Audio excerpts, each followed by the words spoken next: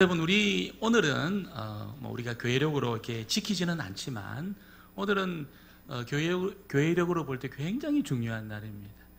오늘은 성령 강림 주일로 그렇게 교회에서는 그렇게 예수님 부활하시고 나서 이제 오늘 이 맞이하는 이 주일을 성령 강림 주일로 이렇게 기억해서 그렇게 기념하고 있습니다. 왜 이 날이 중요하냐면 여러분, 교회사에 참 여러 가지 중요한 사건들이 많이 있었습니다. 무슨 우리가 이 하나님의 이 말씀으로 종교 교육하는 그날도 굉장한 어떤 중요성을 가지고 있고, 또 이제 종교 때문에 이 십자군 전쟁 원정가지요. 그런 사건도 교회사에서 볼 때는 굉장히 더 중요한 그런 일이었습니다. 성경이 이제 독일어로 번역되었다든지 이런 굉장히 중요한 사건들이 있었지만, 이런 사건들을 다 모아가지고도 여러분, 하나님의 성령이 오순절날 임한 이 사건에 비하면은 그렇게 여러분 큰 사건이 아니에요. 성령이 임한 사건이야말로 여러분 이 기독교 역사상에 가장 위대하고 가장 중요한 그런 사건인 것입니다. 하나님은 이 오순절날, 그동안 여러분 오순절이 있기 전에는 굉장히 제한적으로 또 아주 개인적으로 그렇게 임하시는 성령이 물붓듯 부어지는, 교회 안에 물붓듯 부어지는 이런 사건이 오순절 이후에 있게 되었다는 것을 우리에게 알려주고 있습니다. 그래서 성령이 무한정 성도들을 여러분 이 준비시키고 또 충만케 하는 그런 사건이 일어나게 되었다는 것입니다. 오늘 첫 번째는 이 성령께서 오순절날 오셨다는 것을 말씀하고 있습니다. 오순절은 우리가 무슨 기념하에 지키는 절기가 아니기 때문에 이게 무슨 날인지 잘 모르는 분들이 있을 겁니다. 오순절 할 때 오는 5입니다. 수는 열입니다. 그러니까 오순이라는 말은 50입니다. 50일째 되는 날. 어떤 날로부터 50일째 되는 날입니까? 예수님이 6월절 죽으시고 나서 그때부터 카운트해가지고 50일이 되는 그 날이 오순절입니다. 이 날은 이제 구약에 보면은 이 보리 이 추수를 하면서 여러분이 보리 추수가 이게 이루어지게 되는 맥주절하고 같은 날입니다. 그래서 예수님이 이 6월절이 있고 나서 이제 주님이 죽으시고 3일에 부활하시고 40일 동안 여러분 부활하신 이후에 제자들에게 하나님 나라를 가르치셨어요. 그리고 이 맥주절, 오순절이 있기 전 한 일주일 전에 예수님이 깜짝 놀랄 말씀을 하셨습니다. 약속을 하셨습니다. 사도행전 1장 4절 5절에 보니까 사도와 같이 모이사 저희에게 분부하여 가라사대 예루살렘을 떠나지 말고 내게 들은 바 아버지의 약속하신 것을 기다리라. 요한은 물로 세례를 베풀었으나 너희는 몇 날이 못되어 성령으로 세례를 받으리라 하셨느니라. 여러분, 이 말씀이 왜 놀라운 말씀이냐면 지금 이 제자들이 다 성령으로 예수 믿은 사람들입니다. 또 어느 날 부활하신 이후에 예수님이 모여있는 다락방에 오셔가지고 숨을 내쉬면서 성령을 받으라. 그래서 성령을 받았던 사람들이 이 제자들이었어요. 그 예수님이 성천하시기 전에 그 모여있는 제자들에게 이제 몇 날이 못 되어서 너희가 성령으로 세례를 받는 날이 있을 거니까 그 날을 기다려라. 이렇게 예수님이 말씀을 하신 것입니다. 예수님은 이 성령이 오시는 것을 그러니까 맥주절날 성령을 보내심으로 일종의 어떤 영적인 추수로, 사람들을 이렇게 추수하는 것으로, 사람들의 영혼을 거두는 것으로 그렇게 지금 성령이 오시는 사건을 해석을 하고 있는 겁니다. 이런 사람들은 이제 좋은 환경에서 이렇게 자라면 굉장히 사람이 나이스해. 아주 말도 아주 나이스하게 하고 삶의 습관도 굉장히 나이스하게 하고 음식 먹을 때도 굉장히 교양 있게 음식을 먹습니다. 그런데 그런 좋은 환경에서 자란 것만으로는 여러분 그 영혼이 만족이 없어요. 굉장히 예의가 바르고 아주 교양이 있는데도 불구하고 영혼에 만족이 없어요. 여러분, 우리가 이런 만들어도 다 아는 그 좋은 대학을 나와도 있잖아요.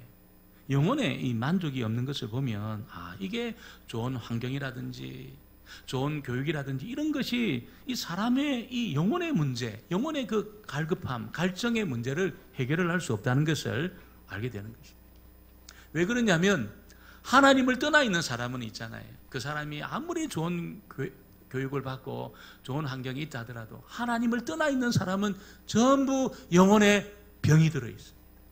전부 영혼에 병이 들어있어요.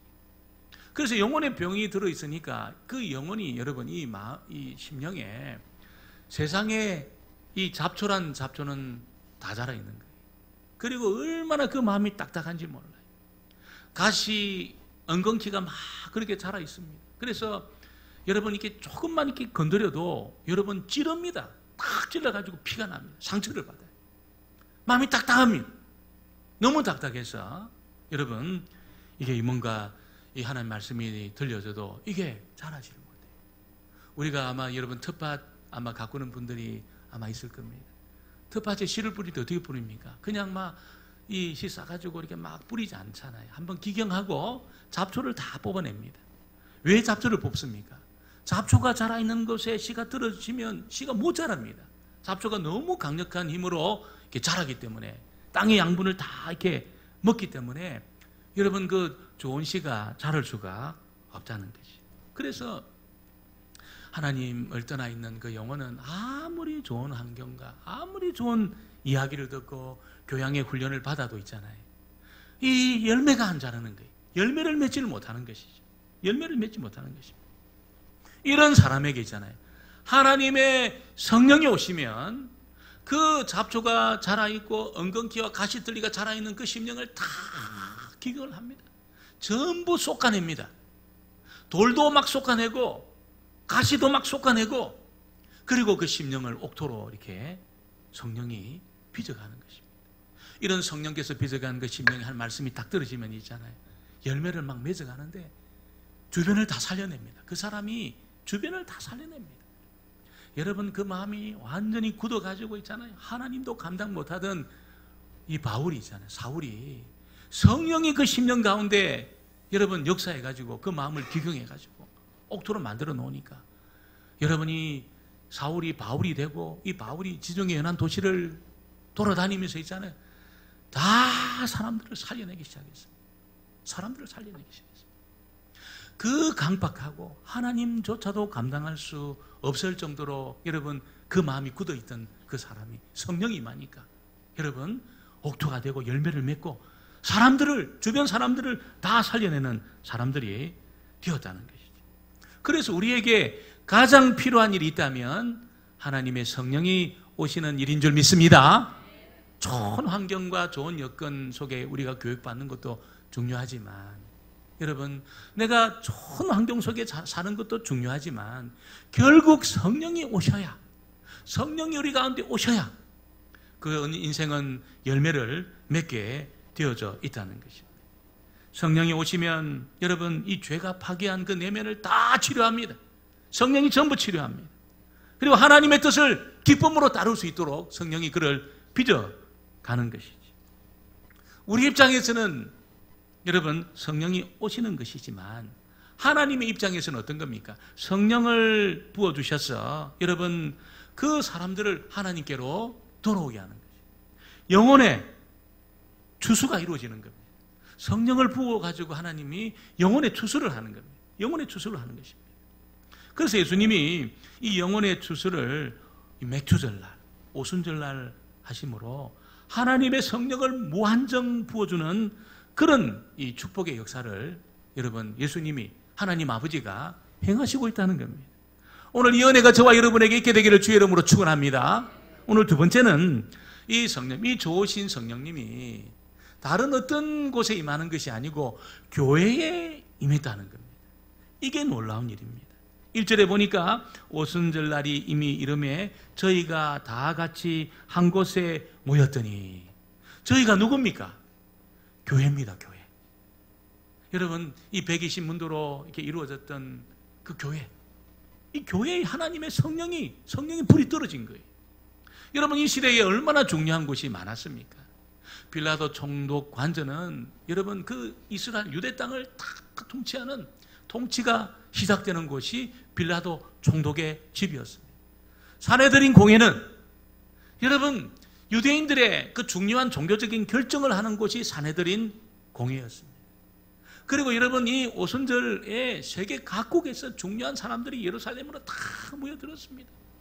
그들이 여러분 자기들끼리 이렇게 모임을 하고 여러분 그렇게 여러 가지 어떤 이 장소에서 모여가지고 오순절 이 축제를 준비하고 있었던 곳이 굉장히 많이 있었습니다. 성령은 그런 곳에 임하지 않고 너무나 이게 부족한 사람들로 모여있는 이 소수의 이 무리들 가운데 하나님의 성령이 여러분 임한 겁니다. 이 소수의 무리는 어떤 사람들입니까? 예수님을 믿는 사람들입니다. 그리고 예수님의 약속을 기다리던 사람이었습니다. 그들에게 하나님의 성령이 부어지는 그런 일이 있게 되었다는 것입니다.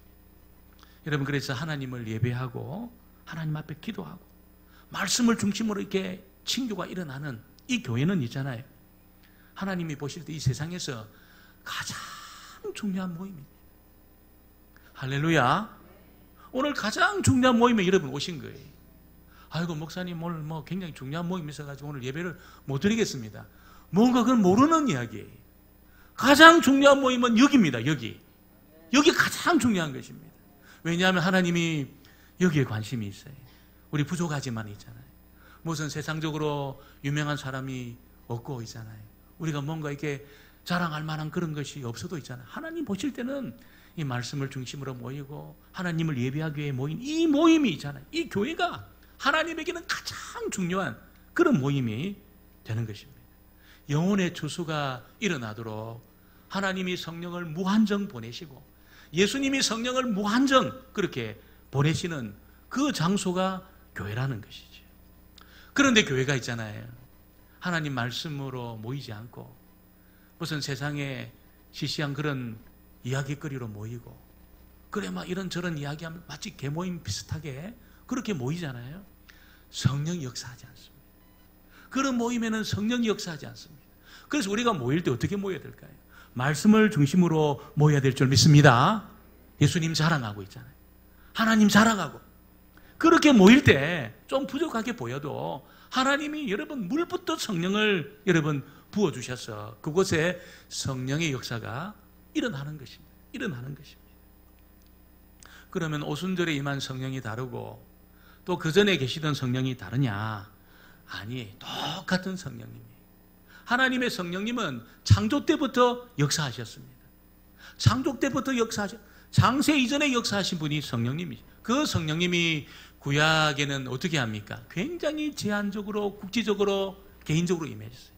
그래서 성령이 여러분 삼손에게 임해가지고 막 삼손이 낙이 덮여가지고 있잖아요. 막 1000명을 블레셋 사람을 때려잡습니다. 기드온에게 임하니까 기드온이 300명으로 있잖아요. 여러분 12만 5천 명입니까? 막 때려잡습니다. 그 300명이. 다윗에게 성령이 임하니까 막 도망다니면서 자기 목숨이 위급한 그런 상황에서도 다윗이 막 하나님 막 찬송이 막 터져나오고 찬송시가 막 나오는 거예요. 성령이 임하니까 막 찬송시를 기록했습니다. 성령이 임하니까 있잖아요. 그 자기보다 막 어마어마한 덩치의 골리앗도 막 때려잡았어요. 근데 이 성령이 굉장히 제한적으로, 굉장히 국지적으로, 굉장히 개인적으로 그렇게 임하셨는데 오순절날 예수님이 약속하신 그때가 딱 이루게 되니까 성령이 어떻게 임합니까? 여러분 그게 모였던 120문도에게 막 물붓듯 그냥 부어지게 된 거예요. 물붓듯 그들에게 부어지게 된 거예요. 그래서 오순절은 성령이 역사하는 일을 위해서 마치 개통식을 한 겁니다. 개통식을 한 겁니다. 전에 제가 서울 양양간 고속도로를 한번 탄 적이 있습니다. 근데 이게 도로는 완성이 됐는데 이게 이제 개통이 안 되니까 여러분 굉장히 아주 이게 허락된 몇 사람만 그 길을 이렇게 왔다 갔다 하는 거예요. 점검하기 위해서. 그래서 점검하기 위해서 쭉 가면서 이제 촬영도 하고 방송국에서 나와가지고 서울 양양간 고속도로가 통과되었다 이렇게 만들어졌다는 것을 뉴스로 보도하는 것을 제가 보았어요. 그러다가 이제 개통하고 나서 얼마 있다가 제가 한번 갔어요. 갔는데 여러분 완전히 고속도로가 났는데 이 산을 다 여러분 통과를 합니다.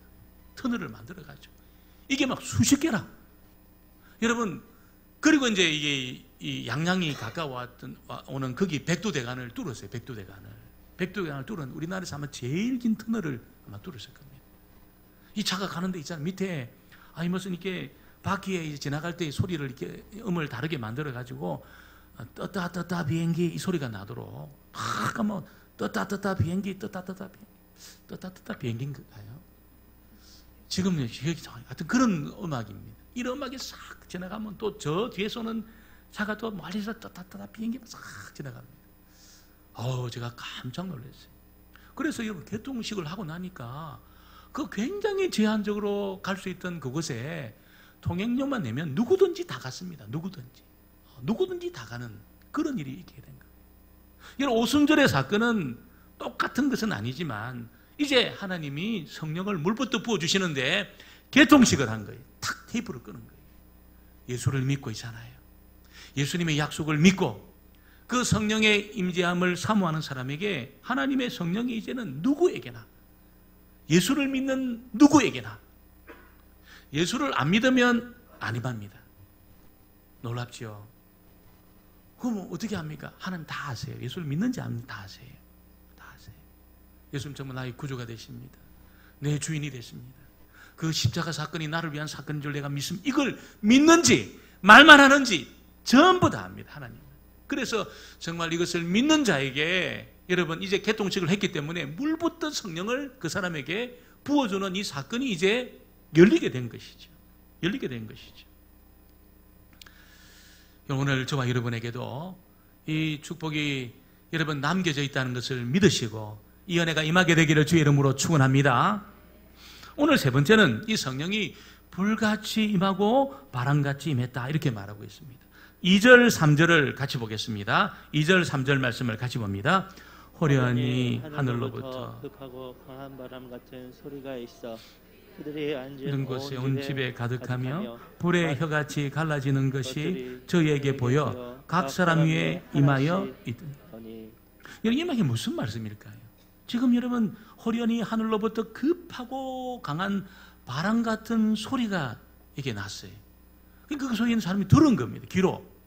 성령이 임하는 것을 귀로 들은 거예요. 그리고 보니까 저희가 앉은 온 집에 여러분 이 소리가 가득한데 불의 혀, 불이 필 때 어떻게 합니까? 막 이게 피잖아요. 불이 피는데 그 사람 머리 위에 여러분 이 불의 혀같이 갈라지는 것이 저희에게 보여 각 사람 위에 임했다는 거예요. 보니까 사람들 머리 위에 막 이 불이잖아요. 불이 혀같이 갈라지는 것이 있는 것을 눈으로 본 거예요. 그러니까 여러분 이 성령이 오순절날 임한 이 사건은 이게 내가 알 수 있는, 내가 눈으로 보고 귀로 들을 수 있는, 내가 알 수 있는, 성령이 나에게 임했구나, 이걸 알 수 있는 체험으로 임한 거예요. 오순절날 이 사건은. 그러면 우리가 중생은 뭡니까? 우리가 여러분 성령이 아니고서는 예수를 믿을 수 있는 사람이 한 사람도 없는 줄 믿습니다. 예수를 믿는다. 전부 성령 역사로 예수를 믿은 거예요, 우리가. 그런데 그 중생할 때는 몰라요. 굉장히 신비하고 굉장히 은밀한 일이기 때문에 언제 내가 중생했는지를 몰라요. 전혀 몰라요.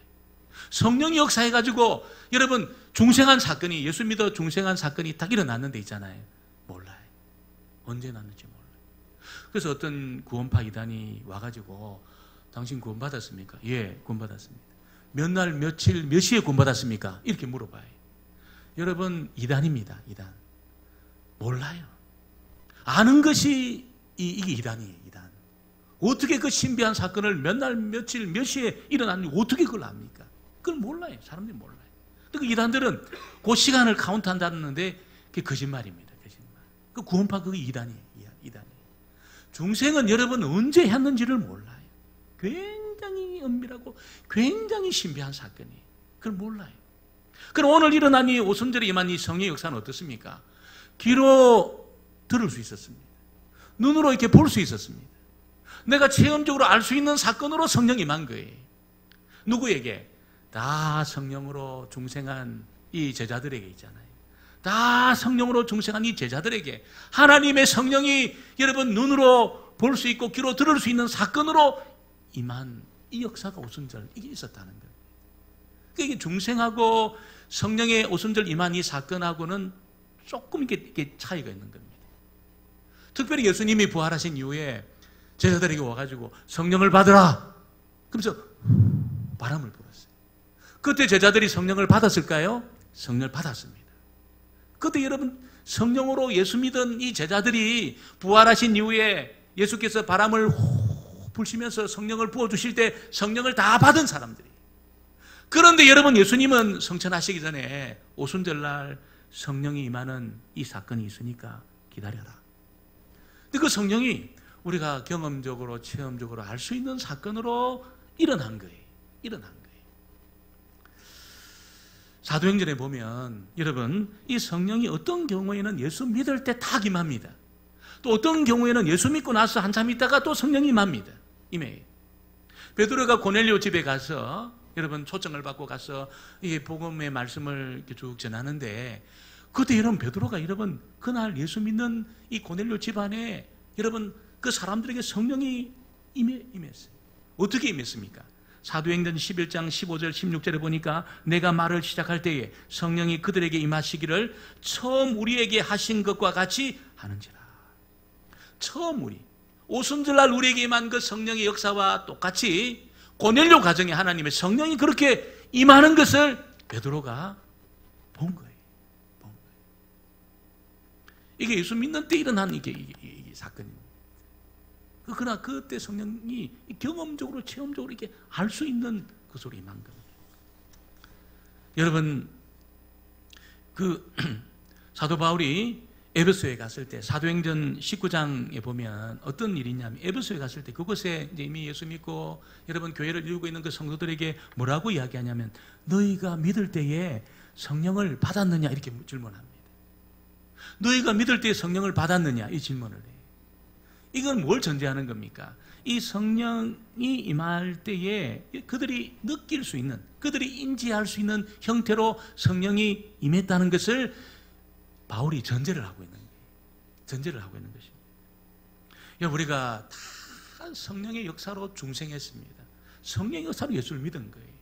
그러나 그때 내가 인지하지 못하는 그 성령 역사를 통해서 내가 예수 믿고 내가 중생했지만 하나님의 성령이 내가 경험적으로 체험적으로 알 수 있는 여러분 그 사건으로 나에게 임하는 그 일이 우리에게 여러분 있을 수 있다는 것을 우리에게 말씀을 하고 있는 것입니다. 여러분 정말 내가 그냥 성령으로 예수 믿고 나 이렇게 믿음 생활한다. 그것으로 끝나면 안 되는 것입니다. 그것으로만 여러분이 그냥 끝나면 안 되는 것입니다. 왜냐하면 내가 성령으로 예수 믿고 나는 구원받은 사람이야. 그리고 여러분 그때 내가 내 힘으로만 이렇게 이 믿음 생활을 하려고 여러분 이게 나를 관리하고 최선을 다하고 여러분 이게 굉장히 이것이 힘이 들고 어려워요. 성령을 여러분 뭐라고 또 이야기합니까? 루아흐라고 이야기합니다. 그래서 바람 같은 소리로 성령이 임했을 때 그때 바람을 루아흐라고 말합니다. 성령은 일종의 바람과 같은 겁니다. 바람은 아니지만 이 바람과 같은 그런 이 모양으로 임한 거예요. 우리가 여러 번 바람이 불 때 보면 그 큰 배들이 있잖아요. 지금 엔진으로 움직이지만 않을 때 큰 배들이 돛을 탁 올립니다.